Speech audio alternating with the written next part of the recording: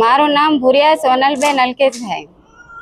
આજે તાલુકા પ્રમુખ જે તાલુકામાં ચૂંટણી ઉપપ્રમુખની ચૂંટણી થઈ એમાં બંને સભ્યોના એક સરખા મત હતા.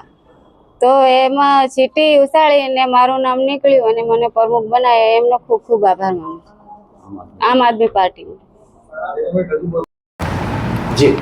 ધાનપુર તાલુકા પંચાયત પ્રમુખશ્રી અને ઉપપ્રમુખશ્રીની આજે આપણે વરણી કરવામાં આવી.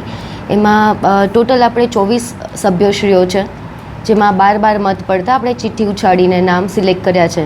જેમાં પ્રમુખશ્રી તરીકે ભુરિયા સોનલબેન અલ્કેશભાઈ આમ આદમી પાર્ટી તરફથી, અને ઉપપ્રમુખશ્રી તરીકે નયનકુમાર જુવાનસિંહ બારિયાભાઈ જે ભારતીય જનતા પાર્ટીમાંથી સિલેક્ટ થયા છે. આપનું નામ? હેતલ કટારા, નાયબ જિલ્લા વિકાસ અધિકારી પંચાયત, દાહોદ.